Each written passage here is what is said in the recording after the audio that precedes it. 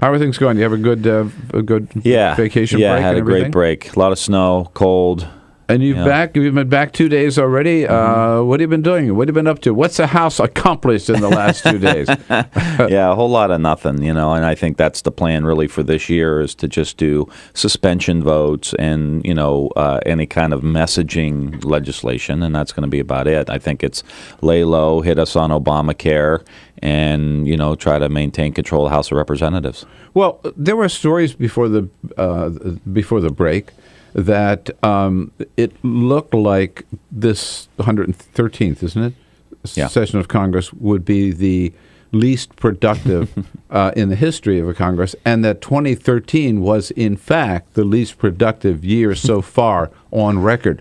I mean, doesn't obviously Democrats in the minority, doesn't the leadership care about that reputation? Well, they I think talk to a lot of people in their base, and they say, well, that's great. They're not doing anything. Government is that's not. That's why they're here, to do nothing. Huh? That's right. Government is not functioning. They're not passing these unnecessary laws, and that's kind of their pitch. That's their bumper sticker slogan. The problem is, I think, as you know, and you talk about a lot, Bill, is that we are not positioning our country for what's to come in the next decade or two. How are we going to position our economy? What investments do we need to make? How do we need to drive down healthcare costs? You can't just stand still. You can't. You look at China and India investing billions of dollars into three-dimensional printing, additive manufacturing, high-speed rail, infrastructure. They're spending, and granted, they're still developing, they're spending 7, 8, sometimes 9% of their GDP on infrastructure in China and India. And here we are wallowing at 1.5% maybe of our GDP,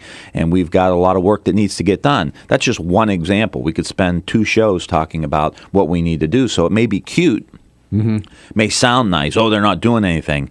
Well, we're gonna pay the consequences of inaction. And they may be satisfying their Tea Party base, but I just wonder who else that they're appealing to. Well, that's about it. But they're banking on in an off-year election, there's a lower turnout, get your base out, you win the election. And that happens to be true. You know what I find, Congressman, so curious is it wasn't that long ago, 4 years ago, when Nancy Pelosi was Speaker, and even before then, the rule was that the House was the action body. The House passed substantive, serious debate on major issues, passed substantive legislation, and then it went to the Senate, and the Senate was known as the graveyard. Right. Some of these good ideas that you just couldn't get a hearing in the Senate. Now it's almost become, under John Boehner, the opposite. Yeah. Right? The Senate, I'm not saying that they're like speedy, right? But they are getting some serious. They passed a farm bill, they passed an immigration bill, and now it's the House. Yeah, where you can't get any action. How relative things are when the Senate's the speedy body. Just think about where we are in the political process in the United States when the Senate's taking the lead on a lot of this stuff. Even with a filibuster, right? They're able to get more done. Yeah, exactly. That's how sad it is right now. But you go ahead and look back, and I think this is why Nancy Pelosi is going to go down as one of the best speakers in the history of the United States. We passed not only health care, Lilly Ledbetter, and a lot of other things. We passed an energy bill out of the House. That really, if we would have been able to get through the Senate, I think our economy would be booming right now because we had to set some parameters. We're making investments. There's this whole renewable energy sector that's waiting to explode, and we don't even know what it is. Right. Is it algae? Is it wind? Is it solar? What is it? But our job is to do the blocking and tackling, make the investments, set up the parameters, then let the private sector say, okay, these are going to be the rules, and boom, they'll start making investments, and I think you'll get an explosion. And what's good about the renewables, not to get off topic, but you're talking about solar and wind, you're talking about manufacturing jobs. There's 4,000 component parts in a windmill. There's, hundreds of tons of steel in a windmill. That's American-made product. The solar panels, the installation, all of that. You can't outsource installing solar panels. No. So let's talk about a couple of items that are on the agenda right now. The Congress went home. I was there with the president 2 days ago when he chided Congress for going home and doing nothing about unemployment benefits. The Senate at least has said we're going to debate it. They got over the cloture vote. What are the prospects in the House? I'm just not optimistic at all. I'd love to sit for here nothing. I think Boehner, he can be very stubborn, and you see it on a lot of different issues. But I just think he's going to hold the line on this, and it's an ideological thing. He, I think, doesn't want to cross the Tea Party and the caucus too many times.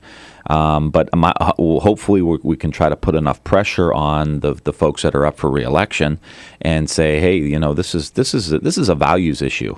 I was at a food bank in Akron the other day, going through 950 families a month go through there, Bill, and you can't help walk through that place and not think, you know what, you, me, is maybe good as our life is. We're one tragedy away from being in that line. Absolutely. One.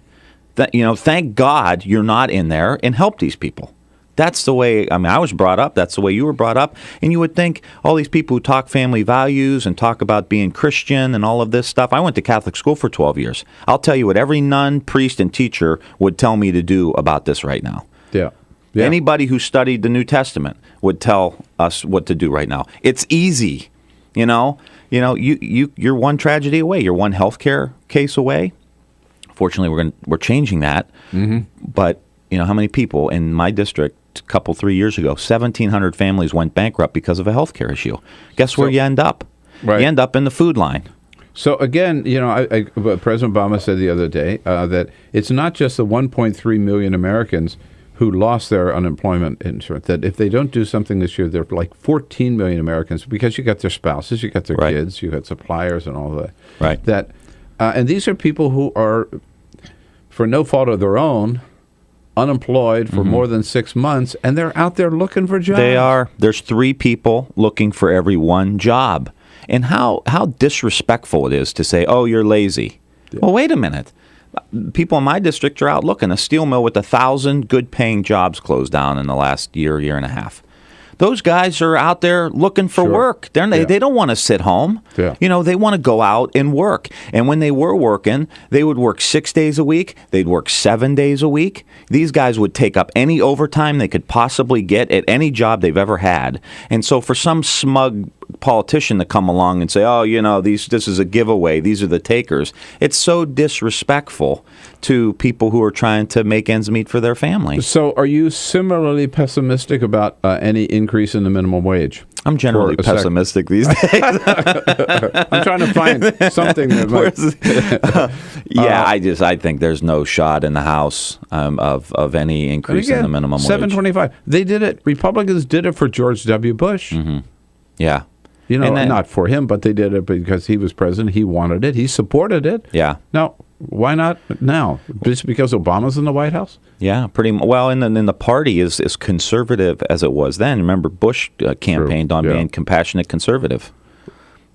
And it's tough to find a compassionate conservative. That's a 4-letter word today, compassionate conservative, man. Yeah. You call yourself a compassionate conservative. Oh, yeah. If you're a Republican in Congress. We'll show you compassion. Get up. Yeah, right. For a Republican to use that phrase today means I'm out of office. Yeah. Right? Yeah, you get primaried. You'd get primaried. Yeah. For sure. Oh, you said something nice about President Obama, or you hugged Chris Christie, Charlie Crist. Oh, you gave him a hug. Yeah. You're out.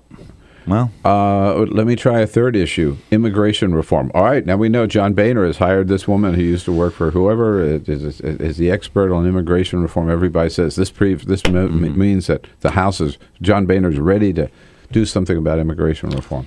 Yes, no? Well, that indicates he wants to at least look at it and try to maybe find a middle ground. And this may even be a setup, maybe not for this year, but maybe going into the presidential. And that may be the strategy for the Republicans, is to say, I don't think we can do it this year. Our base doesn't necessarily want this, but maybe going into 2016, whoever our nominee is, we're going to, and demographics are going to continue to change. Maybe by then we should have something pieced together. But you never know. There may be something small, maybe a DREAM Act style piece of legislation that's even more watered down than the DREAM Act is.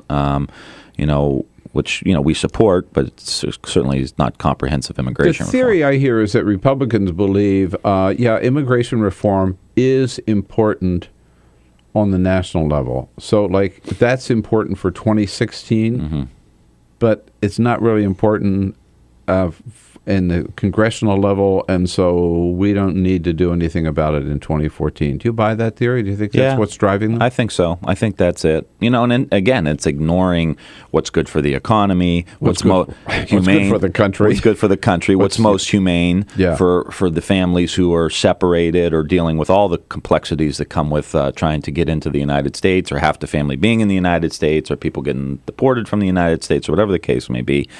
And, you know, you see in places even like Youngstown and Akron, the things that are burgeoning in our areas, because we have the University of Akron and Youngstown State University, these little tech sectors, these little business incubators that are starting to grow. You know, we started with 10, 20 people. Now they're 300 or 400, and they're making $60,000 a year in downtown Youngstown or in Akron. These are big jobs.